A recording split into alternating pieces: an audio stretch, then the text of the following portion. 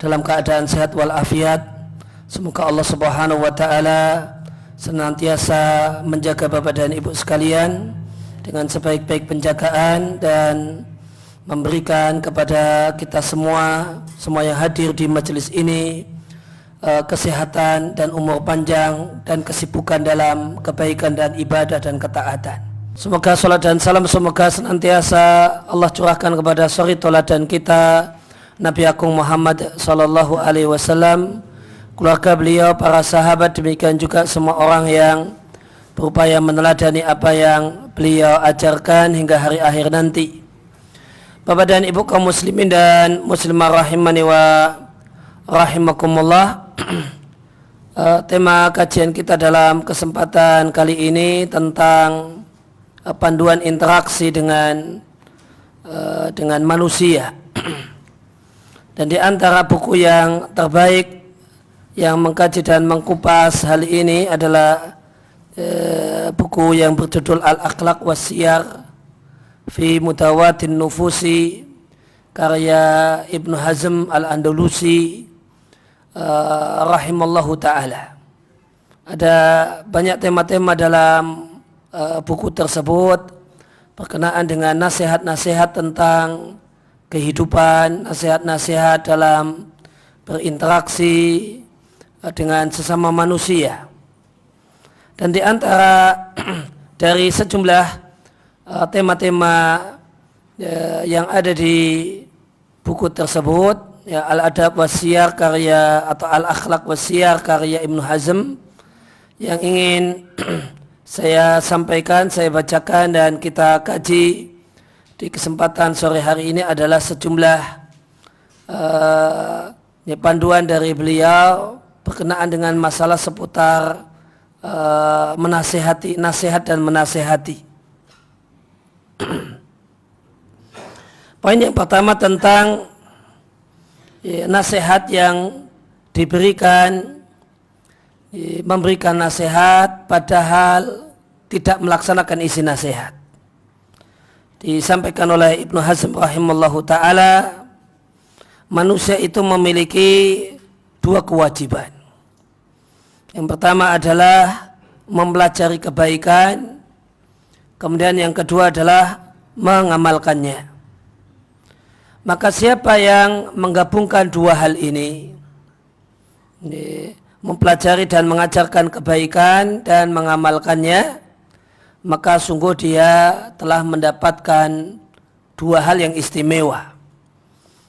Maka dia telah mendapatkan dua hal yang istimewa sekaligus. Sedangkan orang yang mengetahuinya, mengajarkannya, menasihatkannya, namun dia tidak mempraktekannya,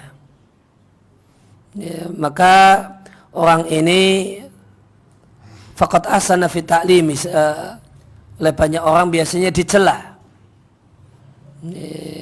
Biasanya kemudian, wah ini jarkoni, iso ngajar nih nggak iso ngelakoni, karena dia tahu kebaikan, mengajarkannya namun tidak mempraktekannya. Maka kata Ibnu Hazm rahimallahu ta'ala, orang semacam ini faqad ahsana, dia telah berbuat bagus, yaitu berbuat bagus dalam mengajar. Hanya saja beliau berbuat buruk dengan tidak mengamalkan kebaikan yang telah diketahui. Sehingga orang semacam ini, sebagaimana yang Allah firmankan, ya, dia adalah orang yang mencampur amal kebajikan wa akhara sayyi'a, sedangkan yang lainnya adalah amal kejelekan. Namun orang ini yang disebut dengan nada negatif oleh banyak orang dengan sebutan jarkoni ini, dia lebih baik. Dia lebih baik dibandingkan dengan orang yang lainnya yang tidak mengetahui kebaikan, tidak mengajarkannya dan tidak mengamalkannya. Namun orang jenis yang kedua ini, kata Ibnu Hazm, masih mending. Masih ada orang yang lebih jelek. ada orang nomor 3 yang lebih jelek, yang beliau katakan alladzi la khaira fihi, tidak ada kebaikan pada dirinya, yaitu orang yang melarang untuk mempelajari kebaikan dan menghalangi manusia untuk belajar dan mengenal kebaikan. Maka di sini disampaikan oleh Al-Imam Ibnu Hazm rahimallahu taala tentang tingkatan-tingkatan manusia. Maka ada manusia yang istimewa. Manusia yang istimewa, dia melaksanakan 2 kewajiban sekaligus, yaitu kewajiban mengetahui kebaikan kemudian mengajarkannya, men-share-nya, menyebarkannya. Kemudian yang kedua dan mengamalkannya serta mempraktekannya. Ini manusia yang paling ideal dan inilah manusia yang diharapkan. Dan semoga Allah Subhanahu wa taala memudahkan kita untuk menjadi manusia jenis pertama ini. Amin. Kemudian ada manusia tipe yang kedua. Dia tahu kebaikan karena mempelajarinya, dia pun menyebarkannya, namun dia tidak melakukannya. Maka orang ini melakukan satu kewajiban dan meninggalkan satu kewajiban. Artinya salahnya itu salah satu. Salahnya salah satu. Karena ada 2 kewajiban. Satu kewajiban sudah dia lakukan, namun ada kewajiban yang lain yang tidak dilakukan. Maka ini salahnya salah satu. Ini tentu lebih baik dibandingkan yang salahnya 2. Yang lebih baik daripada salahnya 2. Tidak mau mengajarkan kebaikan dan juga tidak mengamalkannya. Mengajarkan kebaikan tidak, mengamalkannya juga tidak. Namun orang yang jenis yang ketiga ini masih mending. Ada orang jenis yang keempat. Ini yang paling jelek. Itulah orang yang menghalangi manusia untuk bisa mengenali kebaikan. Menghalang-halangi manusia, melarang orang untuk belajar kebaikan, dan menghalangi orang untuk belajar dan mengenal agama. Maka ini orang yang lebih jelek lagi, karena orang jenis ini disebut oleh Ibnul Qayyim rahimahullah ta'ala dengan sebutan jundun min junudil iblis. Ini salah satu tentara iblis. Itu adalah orang yang ingin menyetop, ingin menghalangi orang yang mau belajar kebaikan. Kemudian ketika ada orang yang mau ingin jadi orang baik, belajar jadi orang baik, itu dihalang-halangi dengan dikatakan awas nanti jadi radikal, awas nanti jadi intoleran dan sebagainya, jangan belajar di sana, nanti jadi kenal kebaikan, jadi kenal Islam, dan dengan kemudian yang tentu hal ini akan dilakukan dengan memberikan label-label yang tidak sesuai dengan kenyataan dan tidak semestinya. Kemudian lanjutnya, seandainya tidak boleh ada orang yang melarang kejelekan, kecuali orang yang tidak ada pada dirinya kejelekan. Tidak boleh ada orang yang mengajak kepada kebaikan kecuali orang yang sudah betul-betul mempraktekannya. Maka kalau syarat orang yang mengajak kebaikan itu harus sudah mempraktekannya, syarat untuk bisa mengingatkan orang dari kejelekan kalau tidak punya kejelekan, maka di dunia ini tidak akan ada orang yang bisa dan boleh mengajak pada kebaikan dan melarang dari kejelekan. Maka di dunia ini nanti tidak ada orang yang melarang dari kejelekan dan mengajak pada kebaikan setelah wafatnya Nabi Shallallahu Alaihi Wasallam. Maka cara berpikir demikian, kalau tidak bisa beramal maka tidak usah ngajar, tidak usah ngajak-ngajak kalau tidak bisa, kalau tidak bisa mempraktekannya, maka konsekuensinya tidak boleh ada orang yang memberi nasihat, tidak boleh ada orang yang mengingatkan keburukan dan kejelekan setelah wafatnya Nabi Shallallahu Alaihi Wasallam. Dan di antara hal yang menunjukkan satu pemikiran itu tidak benar, itu manakala dia mengantarkan pada kerusakan, mengantarkan pada kejelekan.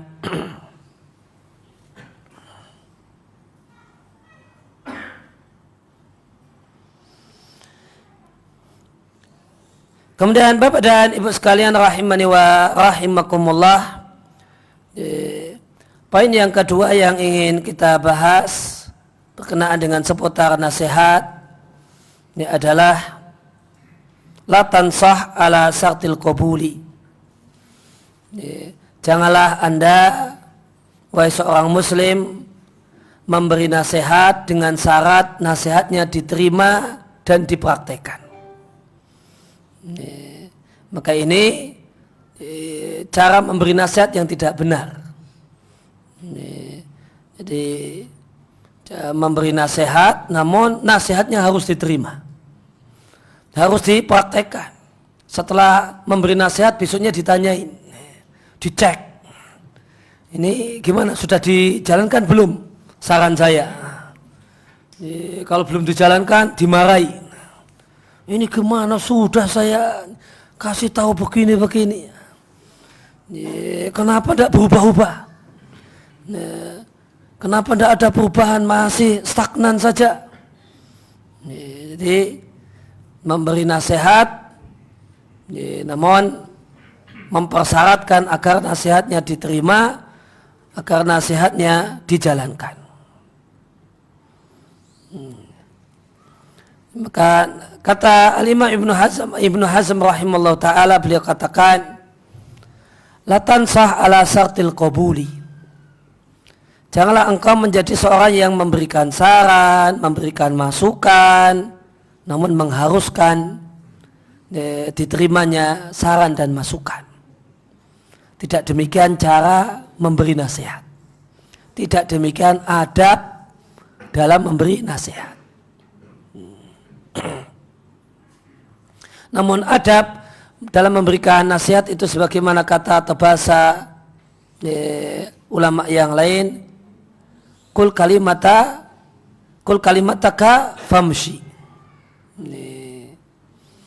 Di antara adab penting dalam memberikan nasihat adalah sampaikanlah apa yang ingin kau sampaikan, setelah itu jalan. Jangan toleh-toleh.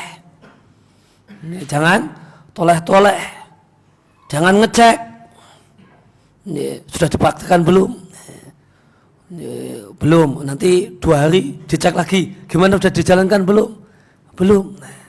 Nanti setelah seminggu dicek lagi, ditagih lagi. Loh, sudah disampaikan kok belum? Belum juga ada perubahan-perubahan. Gimana sih? Ini bukan orang memberi nasihat. Ini namanya orang memberi komando. Sebagaimana nanti akan disampaikan juga oleh Ibnu Hazm kalau sempat kita baca.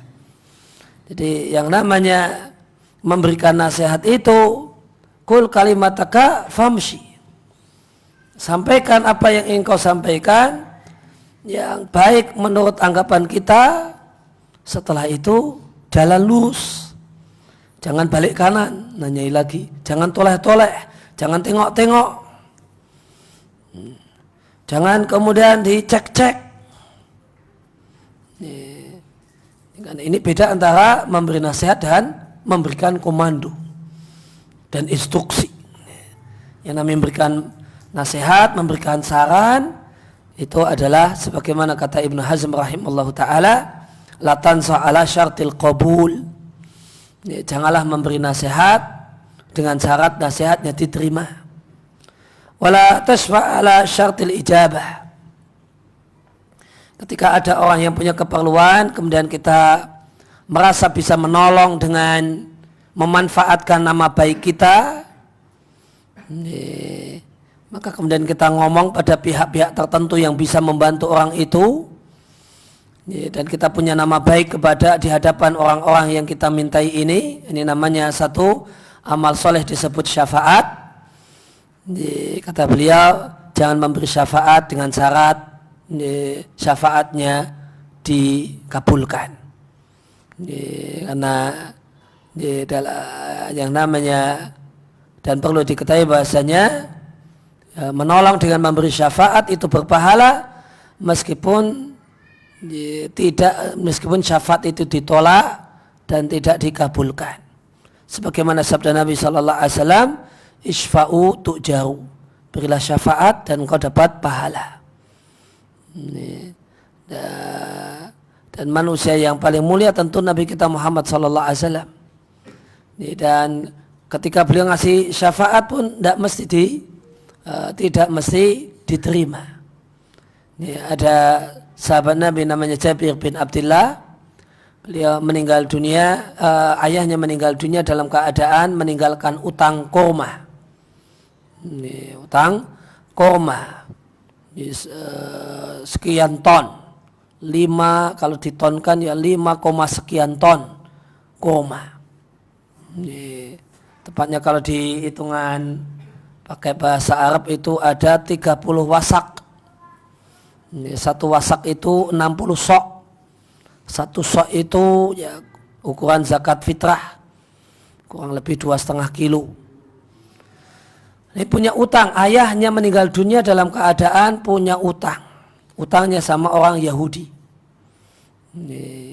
Maka Jabir selaku anak ahli waris punya keinginan untuk membayarkan utang ayahnya.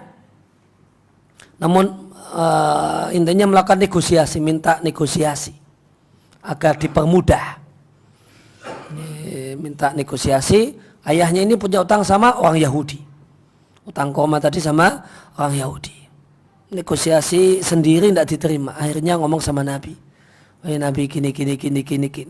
Bantu saya negokan ke orang Yahudi supaya dia longgar dalam masalah pembayaran. Maka Nabi mengiyakan. Kemudian Nabi mendatanginya dan melakukan negosiasi. Ini namanya syafaat. Tolonglah. Ini ya nanti utang akan dibayar tapi dibuat longgar. Tapi orang Yahudi tersebut menolak syafaat Nabi. Nah, pokoknya seperti ini. Nah, gitu. Perjanjian semula. Nah, gitu. Enggak pakai niku-niku. Nah, gitu. Maka Nabi Shallallahu Alaihi Wasallam melakukan negosiasi dan beliau ketika itu kepala negara, ketika itu seorang nabi dan rasul. Beliau seorang nabi dan rasul dan sekaligus kepala negara. Negosiasinya tidak diterima. Beliau pun juga tidak marah-marah sama Yahudinya. Kamu ini kebangetan. Kayak gitu saja, enggak gitu. Saya yang ngomong enggak dihormati, enggak gitu. Tidak demikian. Ya memang haknya. Utang piutang sebagaimana perjanjian awal. Ini kan negosiasi. Kalau ternyata kekeh dengan perjanjian awal, ya tidak salah.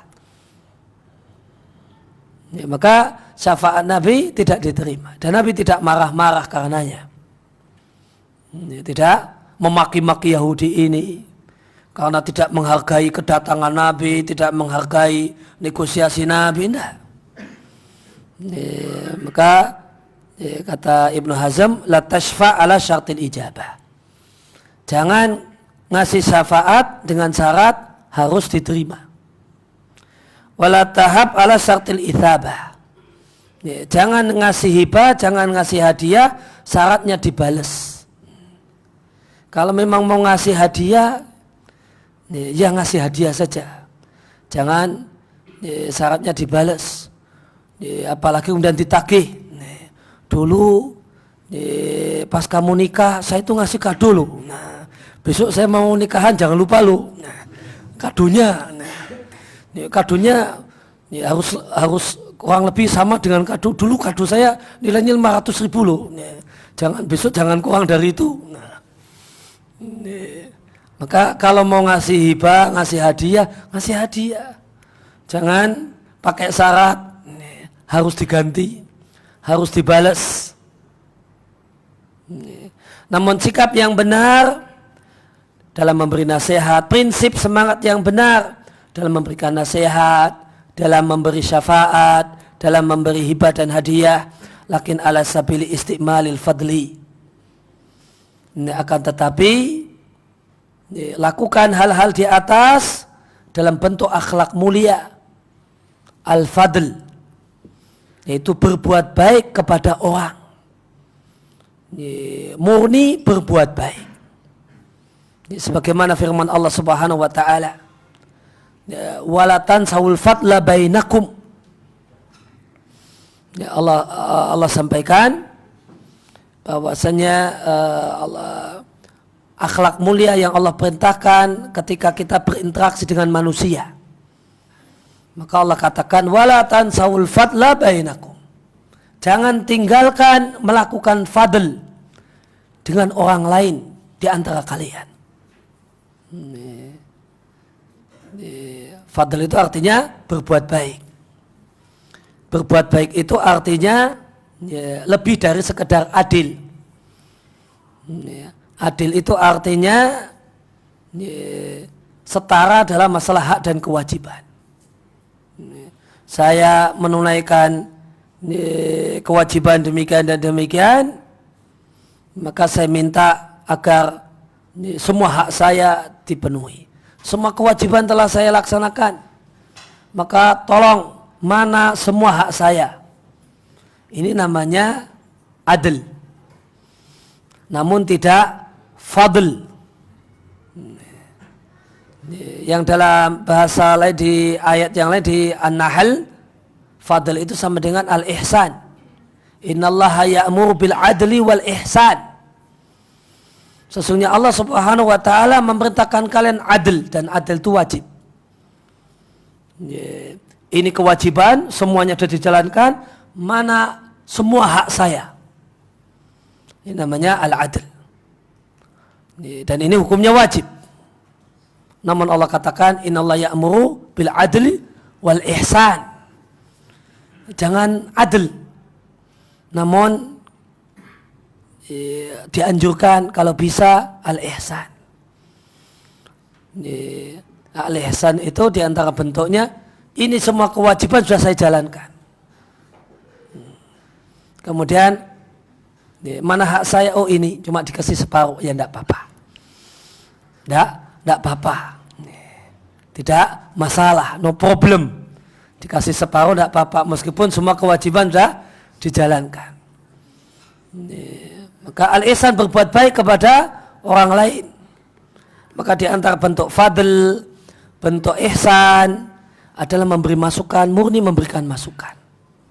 Mau dipakai ya monggo, mau di setengah dipakai ya monggo, mau tidak dipakai ya tidak apa-apa.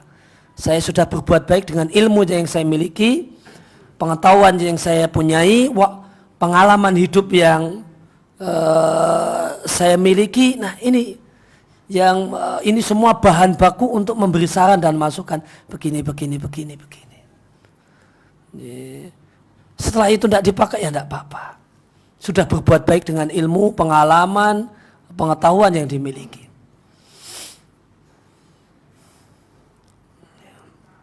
Maka lakukan itu semua dalam bentuk ala sabilil fadl. Wa ta'diyati ma'alaika minan nasiha wa syafa'at wa batil ma'rufi. Dan dalam rangka melaksanakan, menunaikan hak nasihat, memberi syafaat dan berbuat baik.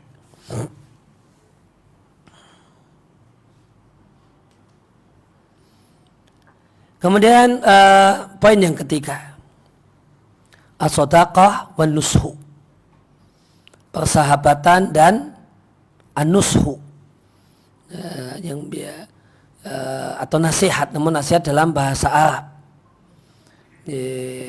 Nasihat itu bahasa Arab, kemudian masuk dalam bahasa Indonesia, kurang lebih jadi artinya wejangan, saran, masukan.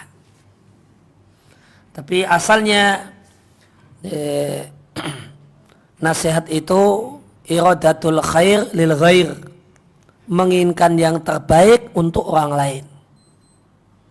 Menginginkan yang terbaik untuk orang lain. Itu namanya nasihat. Dan Nabi SAW berpesan kepada sahabat Jarir, dan pesan Nabi untuk satu sahabat, pesan Nabi untuk seluruh umat.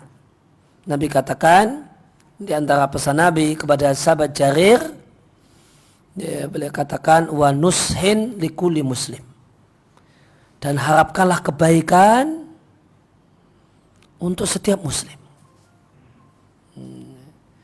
Karena secara khusus Nabi ini menginginkan berpesan agar sahabat Jarir ini menyikapi setiap muslim dengan nushin, memiliki dengan nushin, menginginkan kebaikan dan yang terbaik. Maka masya Allah beliau prakteknya luar biasa. Prakteknya luar biasa. Beliau ini beli hewan, kuda atau unta, kemudian dari penjualnya mengatakan harganya 400 dirham. Harganya 400 dirham. Maka dalam rangka mempraktekkan pesan Nabi kepada beliau, Jarir, maka Jarir mengatakan, ini kalau engkau jual 400 dirham terlalu murah, mas. Ini bagus, ini hewanmu ini kudamu ini bagus. Tidak cocok ini kalau 400 dirham, kemurahan. Itu kemurahan. Saya beli 500 dirham ya. Saya beli 500 dirham. Ya sudah, tidak apa-apa kalau mau dikasih 500 dirham, tidak apa-apa. Ini dikasih 500 dirham. Habis itu kemudian ditimbang-timbang lagi sama Jarir. Jarir mengatakan, kuda bagus ini 500 masih kemurahan. Masih kemurahan.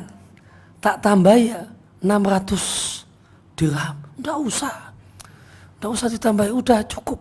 Enggak, saya tambahi. Enggak cukup, udah enggak usah. Harus saya tambahi. Harus nambah, Pak. Pembeli harus nambah, Pak. Ini enggak bakalan ada, Pak, di Surabaya, di Sidoarjo enggak bakalan ada. Ini tinggal cerita di atas kertas ini. Ini ada orang penjual pembeli udur, ini kata orang. Ini ribut. Ributnya itu pembelinya mau nambahi, Pak. Ini kalau mungkin normalnya orang kalau di tempat kita ributnya itu minta kurang. Nah ini lain, Pak, ya. Ini udurnya sahabat beda, Pak, dengan udurnya kita itu beda. Sahabat jadi pembeli sama kita jadi pembeli itu antara langit dan bumi, Pak. Kalau kita itu ribut gimana diskon ala konco dewi, mbok digratisi, kadang mbok di ya kalau digratisi gitu ya, malah minta gratisi, Pak.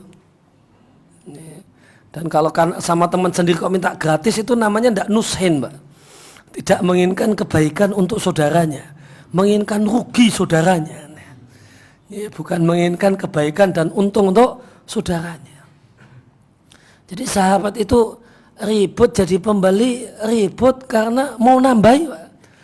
Yang jualan itu tidak mau ditambahi, Pak. Yang jualan tidak mau ditambahi, pembelinya ngotot mau nambahi.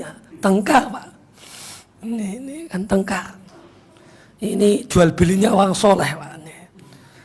Kalau membaca kayak gini itu kita itu baru sadar kalau kita itu terlalu pede menganggap diri kita sudah baik, Pak. Sudah merasa jadi orang baik itu kepedean, keterlaluan gitu. Masih bukan minta diskon namun minta gratis kok. Nah, kelas minta gratis. Kalau minta diskon lumayan, ini minta gratis. Coba bandingkan sama Jarir. Coba kita bandingkan dengan Jarir. Tidak ada apa-apanya, minta gratis sama nambahi lebih mahal. Kalau dibandingkan kan jomplang sekali. Yang ini minta gratis, konco dewi, temen ngaji kok. Nah, kan. Sama ini mau minta mau nambahi. Akhirnya karena jari maksa 600, akhirnya ya sudah 600 tidak apa-apa. 600 dirham tidak apa-apa. Pulang akhirnya bayar 600. Sampai di rumah itu dipikir-pikir, Pak, masih kemurahan 600 tuh. Sampai di rumah itu dipikir 600 tuh kemurahan, Pak. Balik lagi, Pak. Mas, kemurahan, Mas. 600 dirham itu kemurahan. Tak tambah jadi 700. Tak tambah jadi tengkar lagi, Pak, nambahi. Pak. Ribut lagi. Ini harus dipaksa-paksa. Ini tomponan, tak tambahi. Tolong diterima. Gak mau nerima. Udur lagi, Pak. Tengkar lagi.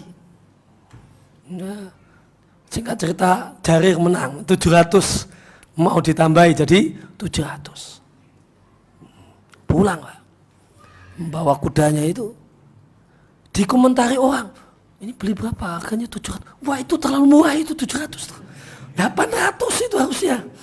Kemurahan itu. Balik lagi, Pak. Cari lagi, Pak. Dicari lagi. Dipaksa lagi. 800. Tak saya tambahin 100 lagi. Utuh lagi, Pak. Ribut lagi. Ribut mau nambahin duit, Pak. Yang ini ribut, pembelinya itu ribut nambahin duit. Nah, pedagangnya ribut gak mau ditambahin duit, Pak. Ini kok kayak gak doyan duit ya, Pak ya. Ini pakai ribut nih. Nambahin duit kok gak ada pelit sama duit. Sama gak doyan sama duit. Tengkar lagi. Singkat cerita, Jarir menang jadi 800. Bayangkan, Pak. Dari 400 dirham itu jadinya kesimpulan akhirnya 800 dirham. 800 dirham naik 100% gara-gara siapa, Pak? Gara-gara pembeli. Itu contoh wa nushin likuli muslim. Menginginkan yang terbaik untuk orang lain. Kalau kawannya itu bisnis, kawannya itu jualan, ya pengen supaya kawannya untung, bukan supaya kawannya rugi. Jangan pikirannya diskon, konco dewe, teman sendiri. Namun semangatnya adalah ngelarisi, semangatnya kemudian memberikan untung. Itu orang soleh, Pak. Orang soleh yang sungguhan tuh seperti itu. Itu orang soleh asli itu seperti itu tadi, Pak. Kalau kita kayaknya baru imitasi aja ini. Orang solehnya imitasi. Pikirannya masih diskon, pikirannya masih gratis, konco dewe gitu. Yaitu nushin, menginginkan kebaikan dan yang terbaik untuk saudaranya. Nah, maka ada yang namanya shodiq, ada yang namanya sahabat, dan ada yang namanya nasih. Orang yang menginginkan kebaikan. Ini apa bedanya? Kata Ibnu Hazm rahimahullah ta'ala dalam masalah orang yang ada di sekitaran kita ini, yang jadi teman satu pengajian, satu masjid dan yang lainnya. Dia katakan, tidak semua kawan itu nasih. Namun semua nasih itu pasti kawan. minimal dia kawan dalam masalah yang dia menginginkan kebaikan itu untuk kawannya. Nah, apa itu? Maka level yang bagus, orang itu jadi shadiqun nasih, kawan yang nasih. Nah, apa itu nasih dalam berinteraksi dengan orang lain? Apa definisi nasihat dan apa itu? Kapan kita itu menjadi orang yang nasih? Kata beliau, ketika seorang itu hatinya susah dengan semua yang merugikan orang lain. Hatinya tidak nyaman. Hati ini tidak srek setiap hal yang merugikan orang lain. Ini kalau ini bikin rugi teman saya, nggak srek. Bukan senang. Kalau ini merugikan tetangga saya, gak nyaman, ada yang ganjel. Itu nasih. Orang yang kesusahan, orang yang hatinya tidak nyaman dengan semua yang membahayakan orang lain. Baik orang lain tersebut hatinya juga tidak nyaman ataupun hatinya biasa-biasa saja. Namun yang jelas dalam pandangan dia, dalam pandangannya ini merugikan. Ini merugikan. Orang itu nyantai, orang itu nyaman, orang itu happy-happy saja, biasa saja, atau dia juga merasa rugi. Itu tidak masalah, itu tidak dilihat. Jadi seorang yang nasih itu seorang yang sensitif. Dia itu perasaannya hidup. Bukan orang yang perasaannya mati. Orang yang perasaannya hidup. Sehingga dia merasa menilai, oh ini merugikan orang. Masa saya lakukan? Meskipun dia sih biasa-biasa saja. Contohnya seperti Jarir tadi, Pak. Orangnya itu biasa saja. Dibeli 400 itu memang permintaannya. Dibeli 400 dirham, itu memang permintaannya. Tapi Jarir menilai, dia nggak nyaman. Cuma bayar 400. Karena ini merugikan. Maka ditambahi. Jadi 500. 500 itu orangnya udah senang, udah tambah 100. Tapi Jarir menilai, enggak, ini merugikan. Barang bagus kayak gini, kenapa dijual semurah itu? Kenapa dijual semurah itu? Maka dia tidak nyaman. Ini nasih. Hatinya tidak nyaman, hatinya tidak bisa plong karena ada sesuatu yang merugikan orang lain.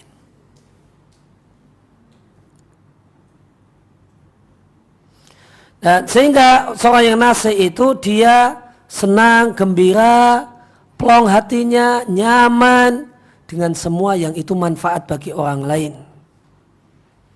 Baik orang lain itu merasa gembira dengannya ataupun dia malah sedih dengannya. Fahada syartun fin nasihati, ini syarat supaya menjadi seorang nasih. Hati kita susah ketika ini merugikan orang lain, baru hati itu plong kalau ini sudah bisa memberikan manfaat kepada orang lain. Maka nasihat itu adalah derajat lebih dari sekedar sahabat.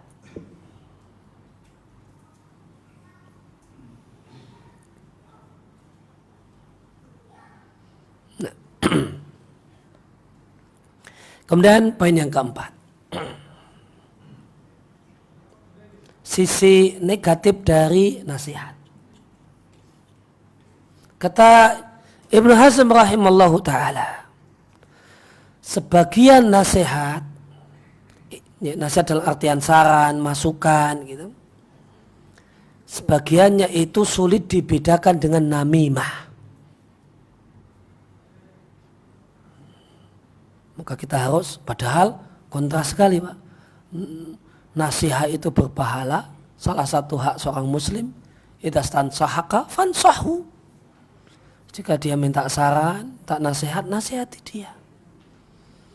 Namimah dosa besar. Kan kontras sekali. Dosa besar kan bukan dosa kecil, dosa besar. Nah, ini juga ganjaran besar.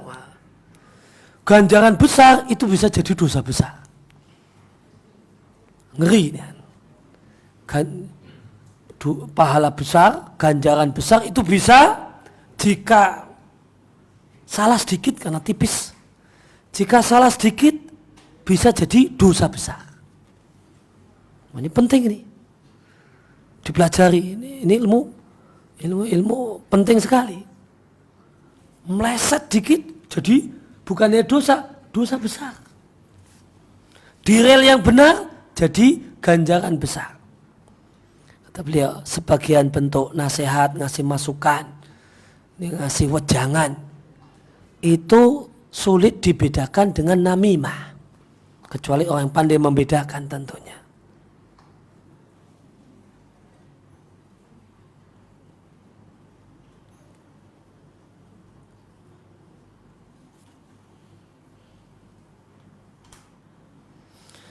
Contohnya adalah contoh yang bisa nasihat jadi namimah. Sumber pahala tiba-tiba berubah jadi sumber dosa. Siapa yang mendengar seseorang jelek-jelekkan orang lain, A jelek-jelekkan B. Yang dalam hal ini A zalim sama si B. Gini. Atau A punya rencana jelek terhadap B. Rencana jelek terhadap B. Maka seandainya info ini kita sembunyikan, tidak kita sampaikan kepada B. Padahal ada orang yang mau berencana berbuat jahat, berbuat buruk kepada B. Kita sembunyikan, kita simpan. Kata Ibnul Hazm, kanal katimu lidzalika zaliman mazmuman. Kalau kita simpan, maka kita ikut zalim. Kita ini statusnya zalim, mazmum, zalim dan tercela. Jadi ada orang yang ngata-ngatai A, ngata-ngatai B, jelek-jelekkan B, ngabisi B, membunuh karakternya B, atau punya rencana jahat dengan B. Kita simpan, kita dosa. Ini kata Ibn Hazm, kita zalim, tercela, artinya kita dosa. Kemudian opsi yang pertama disimpan, Pak. Opsi pertama disimpan. Jawaban ulama apa, Pak? Zalim, tercela, berarti dosa. Opsi yang kedua, ya sudah, kita bocorkan, kita sampaikan kepada si B. A punya rencana jahat kepadamu, hati-hati. Dia punya rencana begini.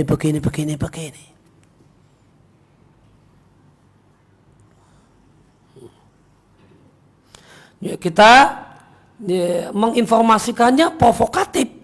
Menginformasinya provokatif. Nah,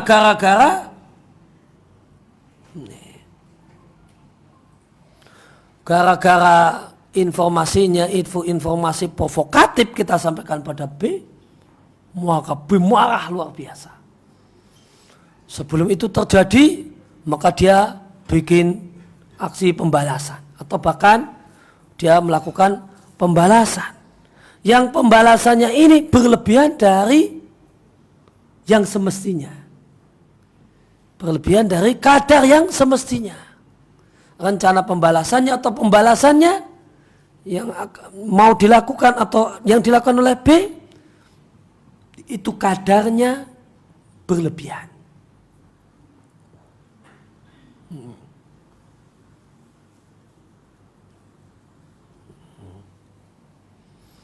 Sehingga B zalim sama A jadinya.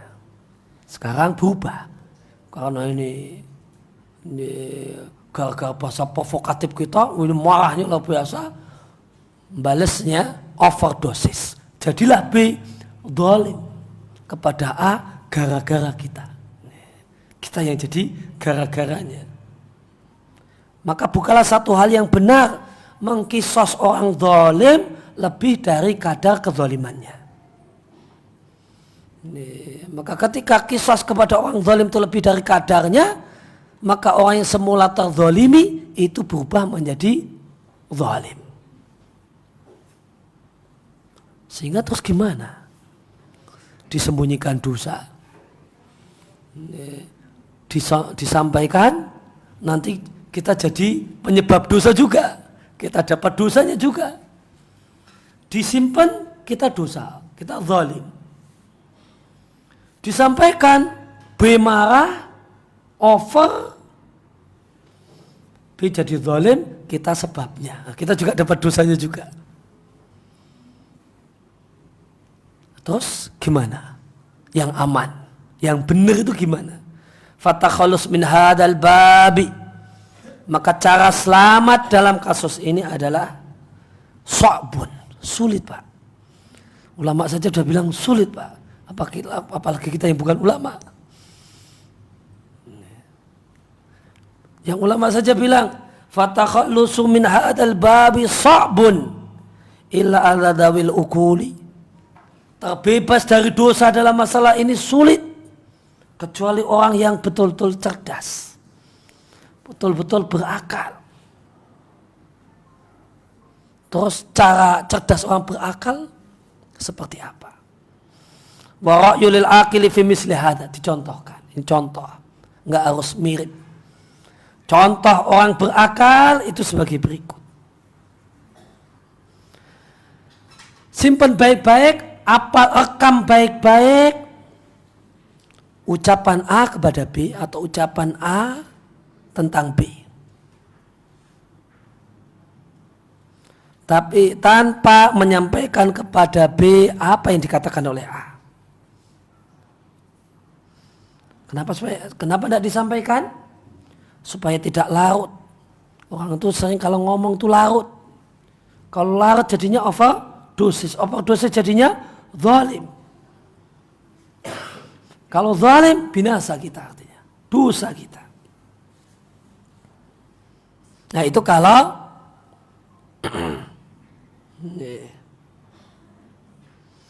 kalau omongan jelek.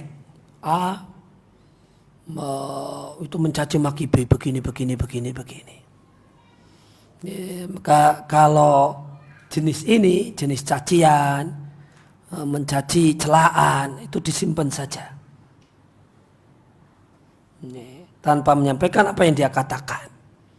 Karena inilah orang yang berakal. Orang berakal mengatakan, cara berpikir orang yang berakal, ini kalau disampaikan, orang ngomong itu seringnya tambah daripada berkurang. Stop itu sulit. Karena syahwat bicara itu luar biasa. Syahwat berbicara itu luar biasa. Ada namanya syahwat berbicara. Itu mengendalikannya itu sulit. Sehingga orang itu belajar bicara itu cukup 2 tahun, Pak. Bisa pintar ngomong. Bayi ini udah pintar ngomong 2 tahun, 3 tahun udah pintar ngomong. Namun orang soleh terdahulu mengatakan, saya belajar diam itu 30 tahun. Belajar diam 30 tahun. Belajar bicara 3 tahun cukup, Pak. Bayi itu sampai jadi 3 tahun udah nyocos pintar ngomongnya. 3 tahun cukup. Orang soleh terdahulu belajar diam, berhenti pas sesuai porsi. Kalau tidak perlu ngomong, tidak ngomong. Kalau nggak perlu komentar, tidak komentar. Menahan syahwat berbicara, itu latihannya 30 tahun. Itu luar biasa, Pak. Mengendalikan syahwat berbicara. Itu ujian nggak lulus-lulus, Pak. Orang soleh terdahulu saja 30 tahun baru lulus. Kira-kira kita ini ya berapa puluh tahun perlu belajar itu untuk bisa menjadi orang yang pintar diam. Makanya bahaya kalau syahwat berbicara itu dituruti, bahaya. Senangnya ini bablas, senangnya berlebihan. Kemudian yang kedua, tapi kalau yang kita dengar itu adalah tipu daya, rencana berbuat jelek,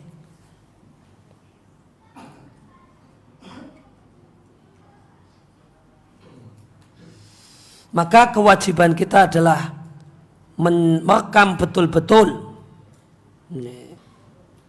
gimana tipu daya yang akan ingin dilakukan, dan kita simpen betul-betul. Namun nama orangnya tidak dibocorkan, disimpan betul-betul, dicatat betul-betul gimana rencana jahatnya, namun tidak dibocorkan nama orangnya.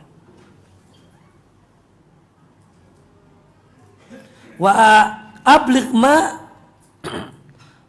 ma yaqdiru fi tahfidil makidi, sampaikan dengan sebaik mungkin, secerdas mungkin, dan sungguh-sungguhlah untuk kemudian menyimpan dan tidak menyebut nama orangnya. Jadi orangnya kita ingatkan,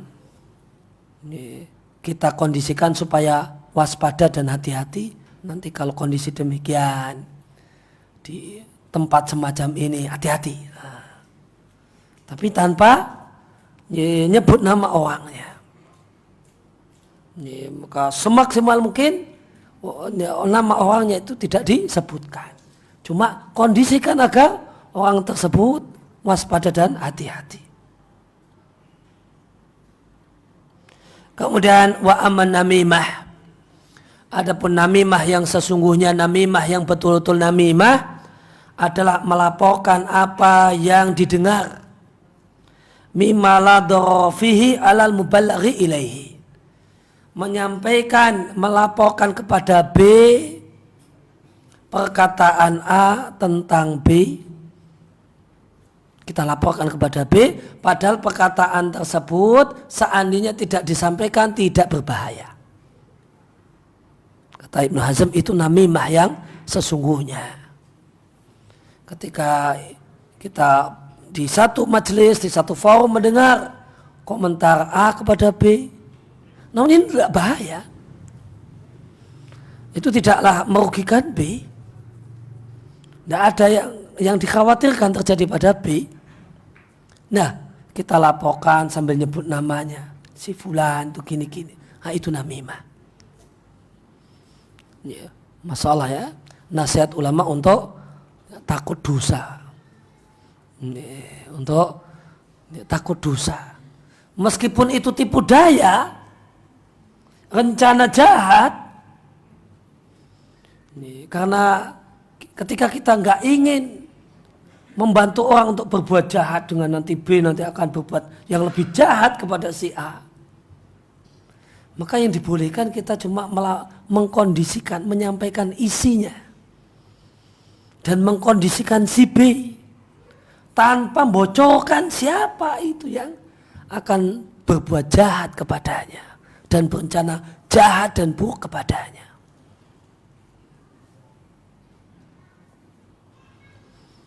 Nah, kemudian Bapak dan Ibu sekalian rahimani wa rahimakumullah, poin yang kelima yang ingin disampaikan di majelis ini adalah tentang kadar mengulang-ulang nasihat.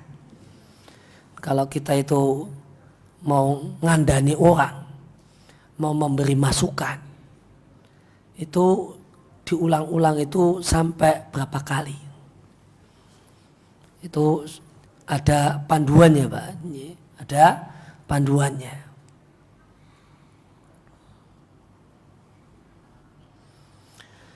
Kata Ibnu Hazm rahimallahu taala, an-nasihatu marotani.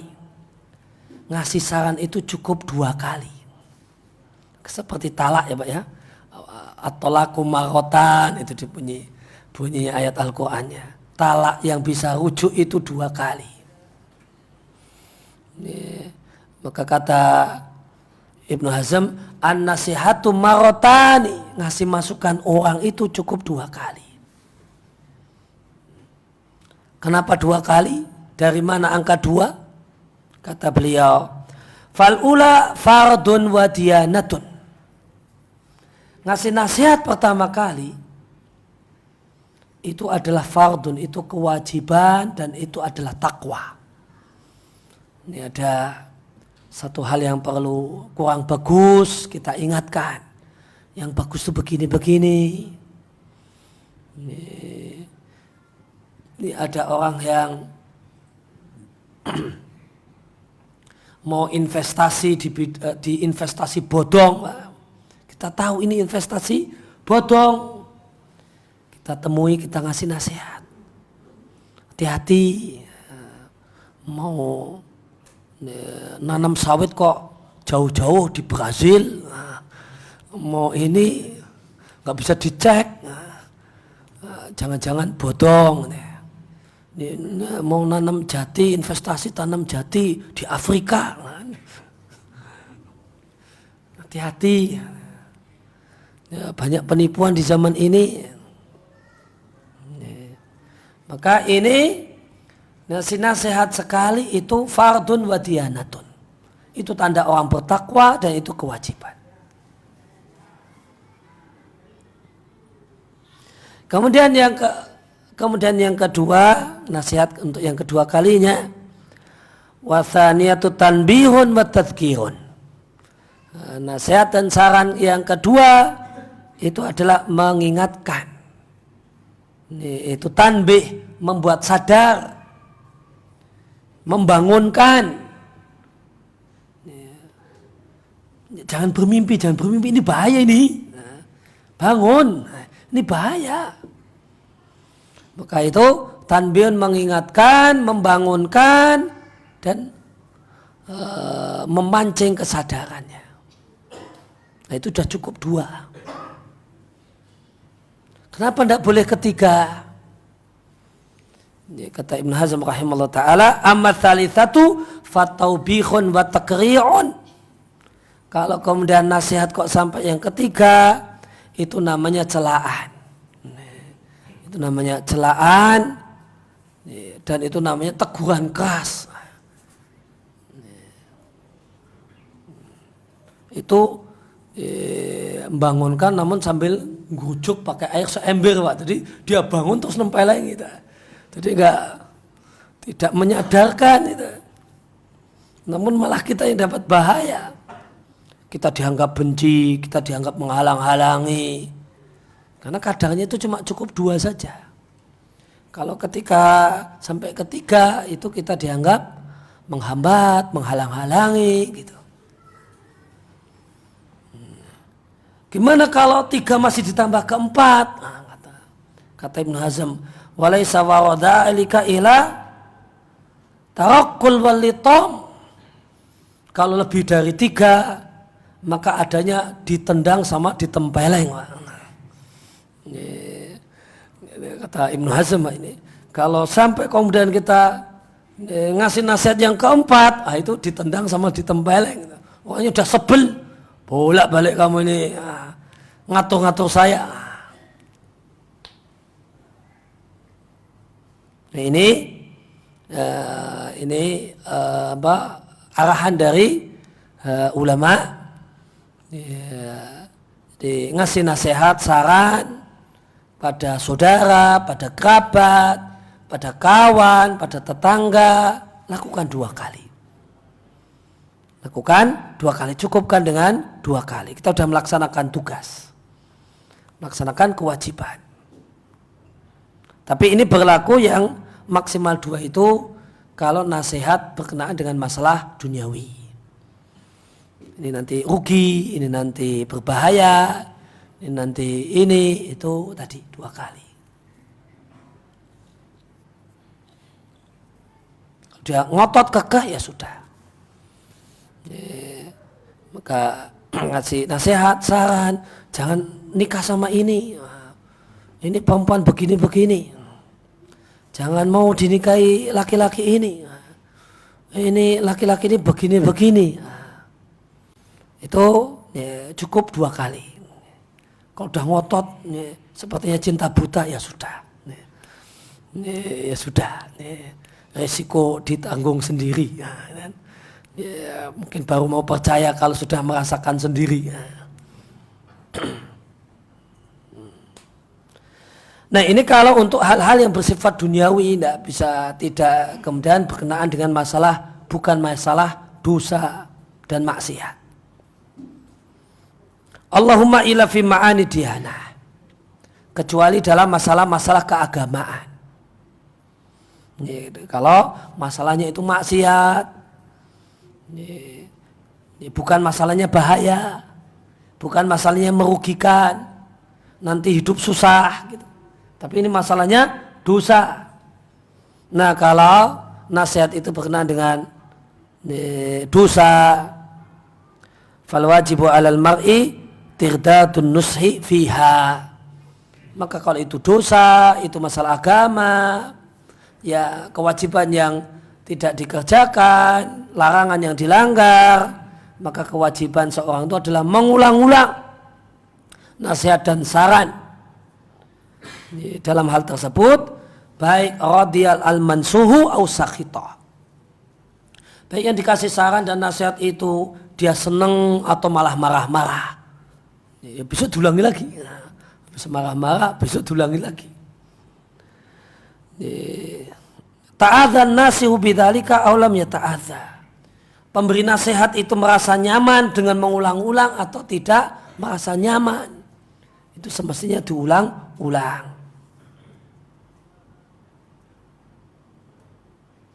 Kemudian masalah ngasih saran, ngasih nasihat, berinteraksi dengan manusia, kita tidak akan lepas dari ngasih saran, ngasih nasihat, ngasih masukan. Maka di antara panduan penting dalam masalah memberikan saran dan nasihat, beliau katakan, wa idza nasata fansah sirran la jahran. Kalau memberi saran, masukan itu sembunyi-sembunyi, 4 mata, jangan terang-terangan di depan banyak orang. Kemudian idealnya memberi saran itu bi ta'ridin la tasrihin. Pakai bahasa kiasan, tidak perlu hindari bahasa vulgar. Karena kalau bahasa vulgar itu kesannya dikte, kesannya gurui. Kamu harusnya begini.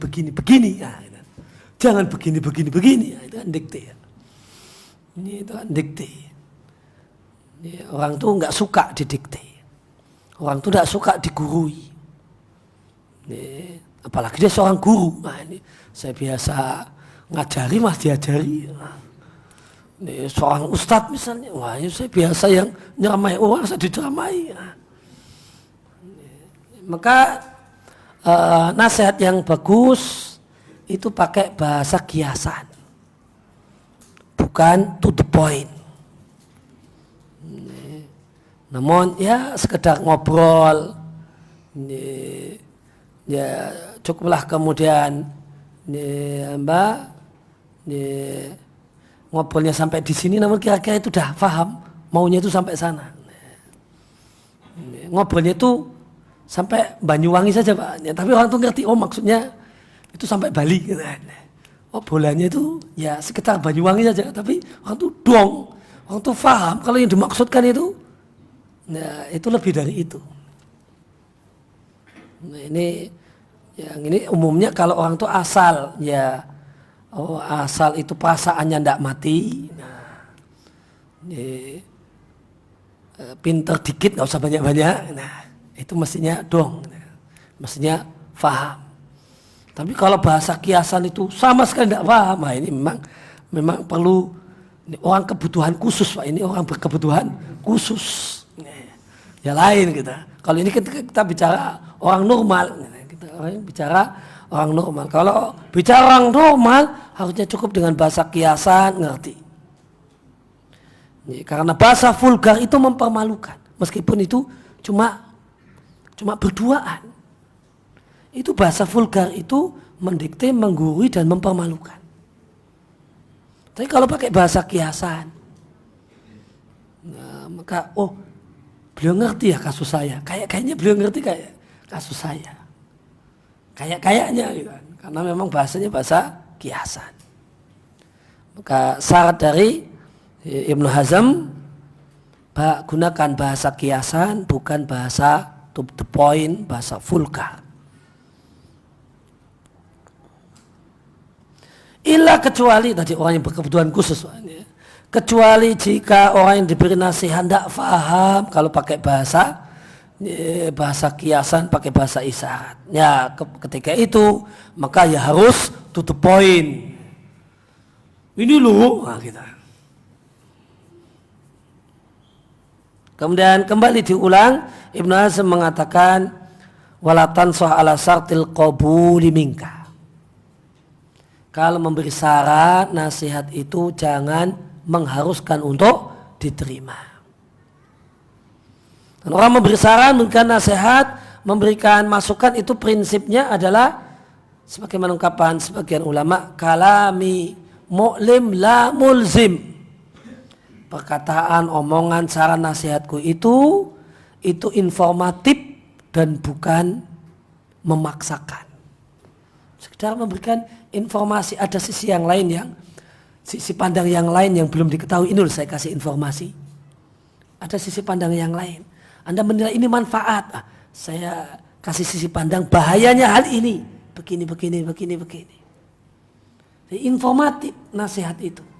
La mulzim tidak, bukan pemaksaan. Harus begini, tidak.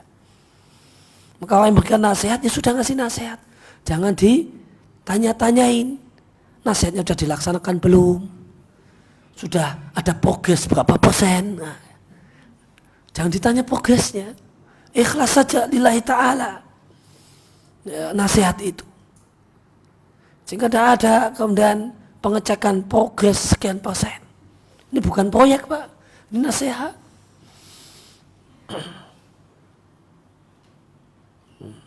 Sehingga maka tadi yang namanya nasihat itu sembunyi-sembunyi, pakai bahasa kiasan, jangan vulgar, jangan harus paksa orang itu harus menerima nasihat yang kita sarankan. Maka ini 3 unsur penting dalam nasihat.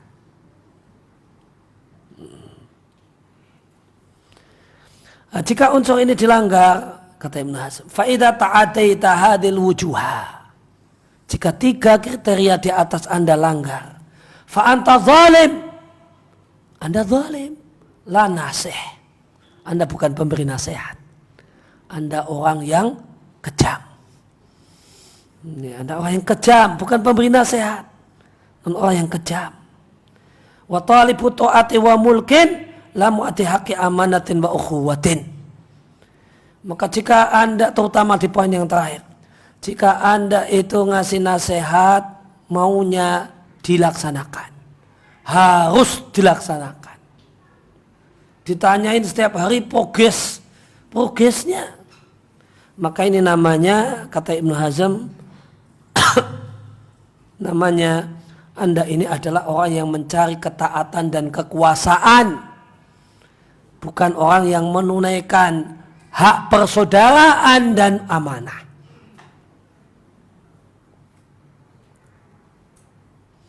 Walaysa hadha hukmul akli. Tidak seperti ini cara memberi nasihat menurut akal sehat. Namanya saja masukan. Ya, terjemahnya dalam bahasa Indonesia masukan, saran. Bahasa Arabnya nasihat. Kok kemudian harus dilaksanakan. Maka tidak seperti ini hukum akal sehat. Bahkan wala hukmu shadaqati, bukan seperti ini konsekuensi persahabatan. Kalau sahabat itu ngasih nasihat, tapi kan nasihatnya jangan maksa kayak gitu. Lakin hukmul amiri ma'a ra'yatihi. Tapi kalau nasihat itu dituntut harus dikerjakan, ini namanya putusan penguasa sama rakyatnya. bukan teman sama temannya. Wasayyidi ma'a abidi. Ini namanya putusan pemilik budak kepada budaknya. Harus gitu. Tapi kalau cuma teman sama teman, ya kalau informasi yang saya sampaikan itu masuk, bagus, cocok, silakan. Kalau enggak ya gimana lagi? Monggo. Nah, risiko ditanggung sendiri tadi ya. Risiko tanggung sendiri.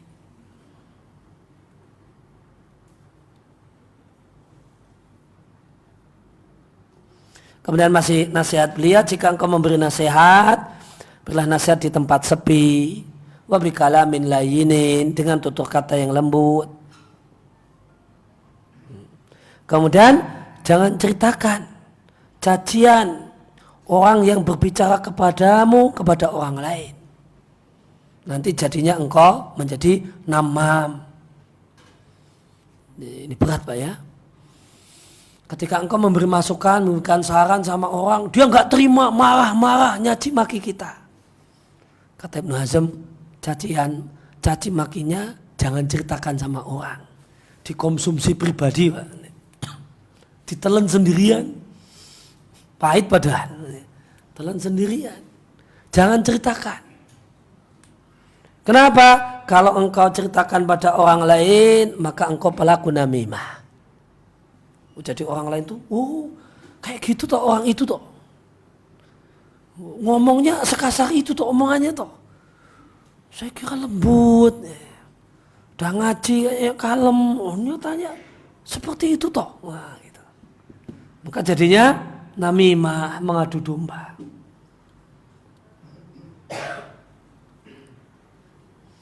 Fa idza khasanta kalamaka, jika engkau berkata-kata yang kasar ketika memberikan nasihat, maka ini namanya provokasi dan membuat orang lari.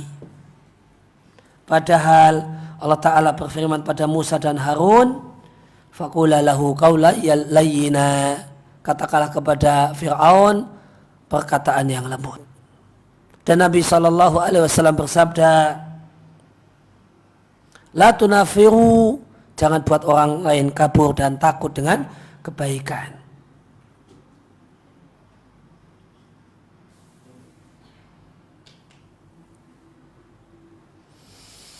Kemudian beliau ulangi lagi, jika engkau memberikan nasihat dengan syarat harus diterima, fa'ang tadzalimun.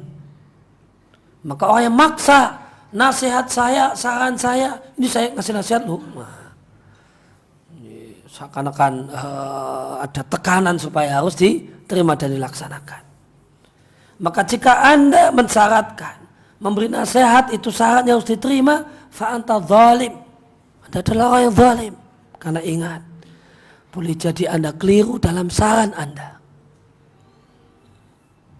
Pengetahuan manusia yang terbatas. Boleh jadi Anda keliru dalam saran yang Anda berikan.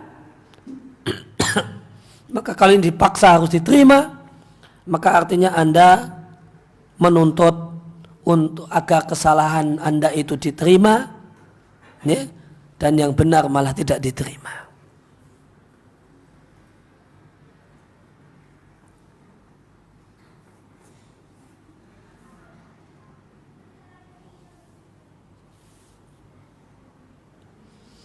Nah, kemudian poin selanjutnya, atau keterbatasan waktu, saya sambung dengan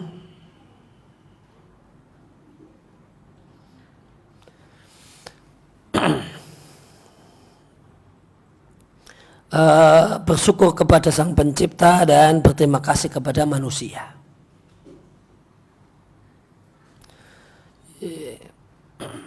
Di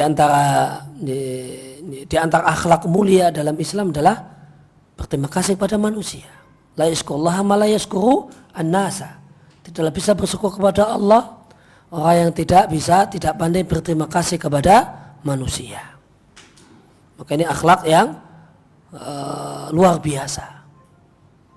Dan tidak berterima kasih kepada kebaikan orang itu bisa jadi sebab masuk neraka.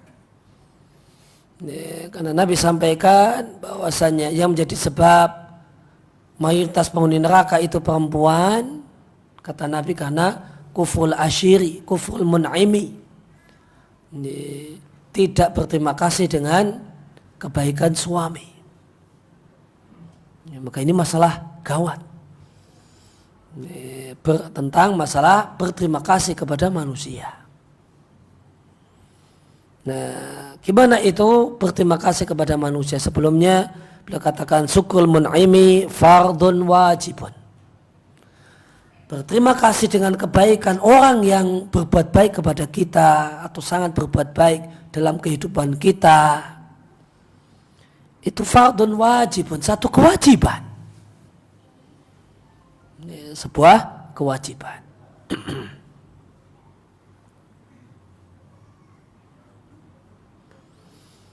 Nah, caranya gimana? Caranya gimana? Ini tentu ditujukan kepada orang yang kebaikannya betul-betul berkesan, bukan hanya kebaikan-kebaikan kecil, namun kebaikan yang kebaikannya itu kebaikan besar.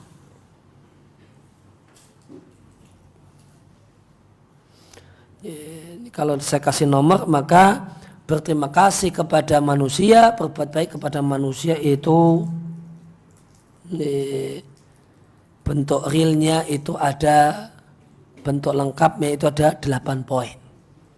Baru seorang itu disebut berterima kasih dengan kebaikan manusia. Tahu terima kasih.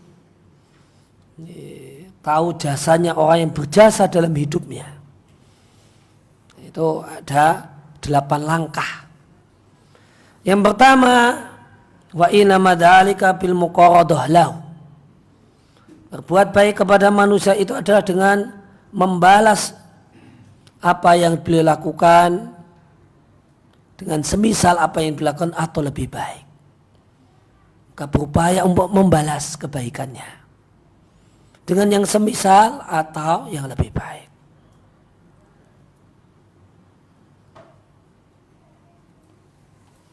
Kemudian yang kedua, summa bi tahammumi bi umuri.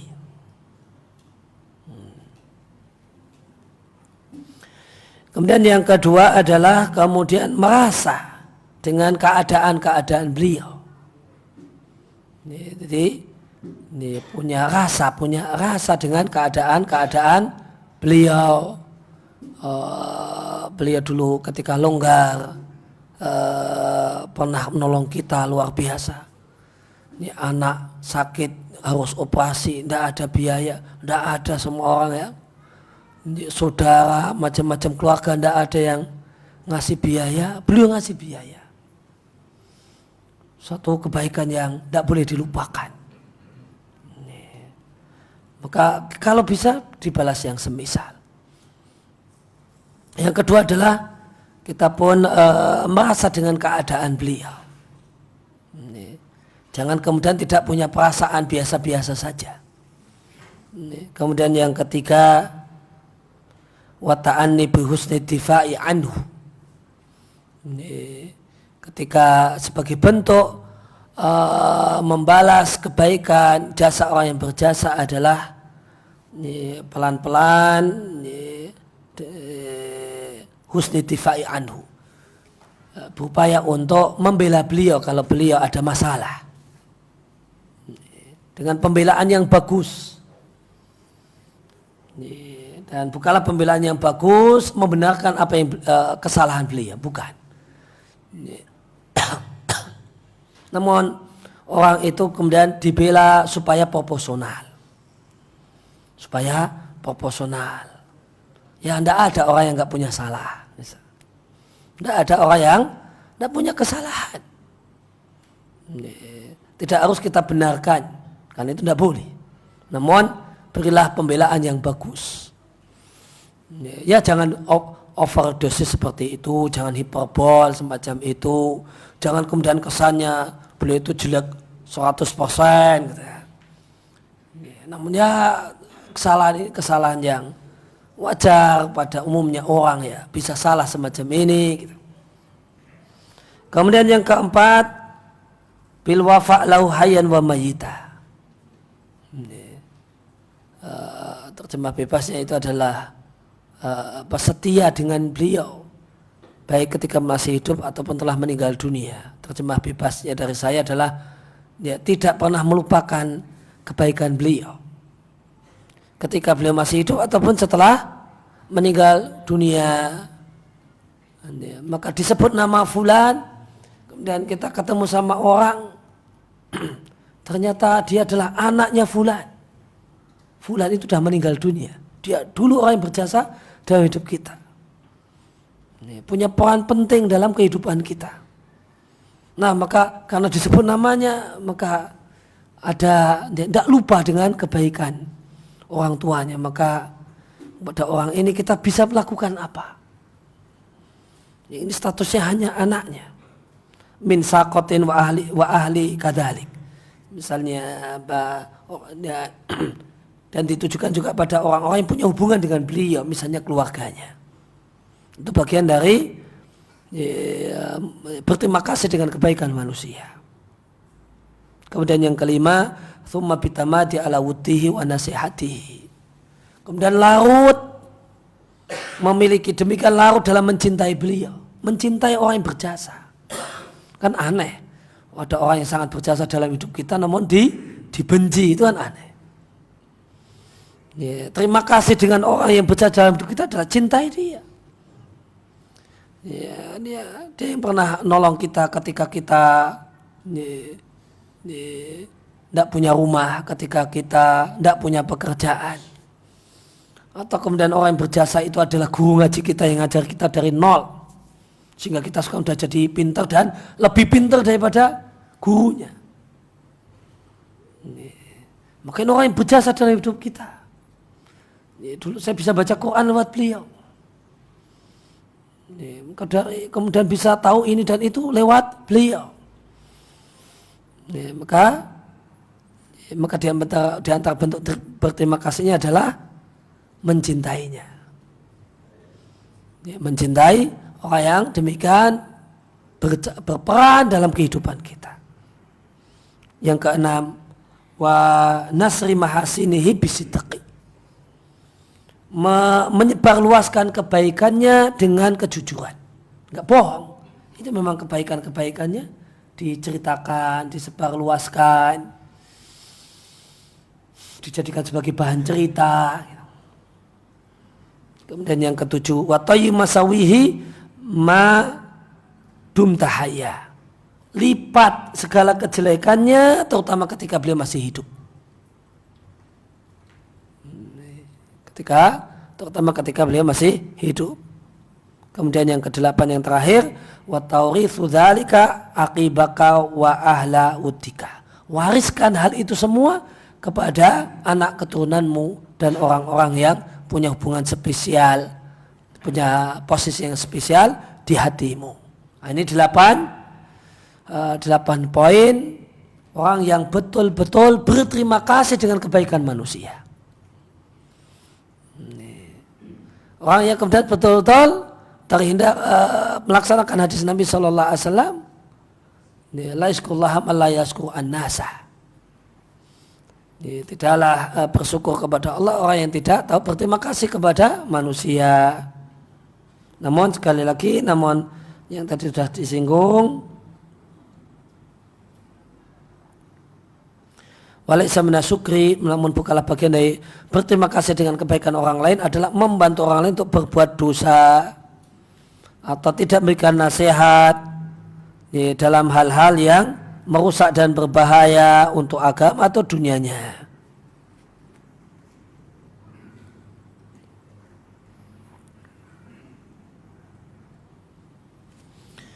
Kemudian poin selanjutnya yang ingin saya sampaikan sebagai poin yang terakhir di pertemuan kita kesempatan sore hari ini, anutku bi uyubin nasi laisa nasihatan.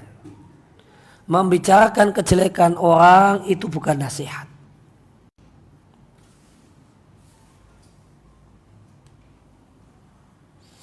Ketahuilah dengan yakin bahasanya tidak ada manusia yang selamat dari kekurangan. Semuanya punya kekurangan kecuali para nabi salatullah wassalamu alaihim. Dan siapa yang tidak tahu kekurangan dirinya, dialah orang yang tidak bernilai. Kekurangan dirinya itu tidak tahu, dia lihat dirinya itu sudah sempurna. Tidak bisa melihat kalau dirinya itu punya kekurangan. Ini orang yang tidak bernilai.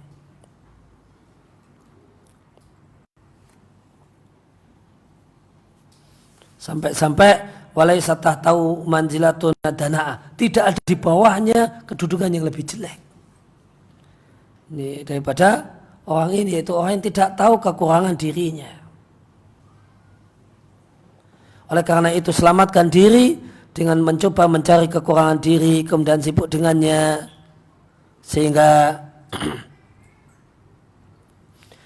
dan sibuk dengan kekurangan diri, sehingga tidaklah kemudian malah ujub dengan diri. Kalau orang itu tidak sibuk dengan kekurangan diri, seringkali akan ujub dengan dirinya sendiri. Kemudian satu hal yang menarik, Ibnu Hazm rahimahullah ta'ala menyampaikan, aku tidak mengetahui, mendengar secara tidak sengaja maksudnya, mendengar kejelekan orang itu mengandung sifat terpuji kecuali satu. Kalau kita dengar kejelekan seseorang, kekurangan seseorang itu, mendengar kejelekan kekurangan orang itu tidak ada sisi terpujinya kecuali satu hal saja, yaitu al-iti'ad bima yasmul mar'u minha, mengambil nasihat dan pelajaran darinya, dari kasus orang lain. Seperti itu berbahaya, seperti itu mengerikan. Akhirnya kemudian dijauhi dan berupaya untuk menghilangkan hal tersebut pada dirinya. Nah, itu kalau mendengarkan aib orang, kejelekan orang, itu tidak ada yang terpuji kecuali satu. Dari situ diambil pelajaran, diwaspadai, dihindari. Wa amma nutku bi uyubin nas, adapun membicarakan aib orang, membicarakan kejelekan orang, membicarakan kekurangan orang, fa'aibun kabir, maka ini satu hal yang memalukan, tidak pernah boleh sama sekali.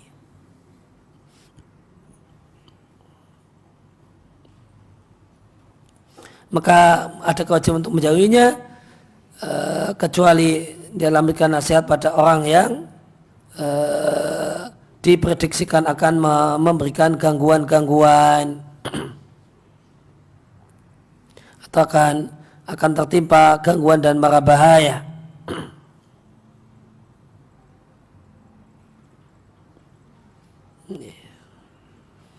Maka bedakan antara mendengar kejelekan orang sama membicarakan kejelekan orang.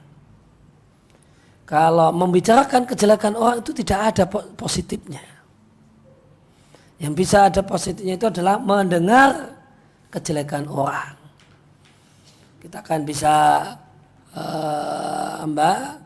mendapatkan manfaat jika ada pada diri kita satu ciri yang disampaikan oleh Ibnu Mas'ud radhiyallahu anhu, as-sa'id man wa'idha bi ghairihi. Orang yang berbahagia adalah orang yang mengambil pelajaran dari kasus dan kejadian yang menimpa orang lain. Orang yang celaka adalah orang yang tidak percaya kecuali setelah mengalami sendiri. Itu orang celaka. Wah, apa ini bahaya, tidak percaya. Ini nanti setelah mengalami sendiri, kesandung sendiri baru, oh iya betul ini berbahaya. Maka ini ciri orang yang celaka. Adapun ciri orang yang berbahagia dan beruntung adalah orang yang bisa mengambil pelajaran dari kasus yang dialami oleh orang lain. Oleh karena itu ada satu manfaat ketika kita mendengar dan mengetahui kejelekan orang. Manakala kita adalah orang yang mengedepankan kita depankan pertimbangan yang baik. Semacam ini buruk, semacam ini jelek, harus saya hindari, harus saya waspadai. Demikian kurang lebih yang bisa disampaikan dalam kesempatan sore hari ini. Allahumma alimna ma yanfa'una wa anfa'na bima 'allamtana wa zidna ilma. Wa sallallahu ala nabiyyina Muhammadin wa ala alihi wa sahbihi wa sallam. Wa akhiru da'wana alhamdulillahirabbil alamin. Terima kasih atas kehadiran dan perhatiannya. Mudah-mudahan kehadiran Bapak dan Ibu sekalian di tempat ini Allah jadikan dan Allah catat sebagai amal soleh pemberat timbangan kebajikan Bapak dan Ibu sekalian di hari tidaklah bermanfaat harta dan anak kecuali orang yang menghadap Allah dengan hati yang bersih dan amal soleh. Ya, terima kasih atas perhatian dan perhatian. Mohon maaf atas segala kekurangan. Subhanakallahumma bihamdika asyhadu an la ilaha illa anta astaghfiruka wa atubu ilaik. Assalamualaikum warahmatullahi wabarakatuh.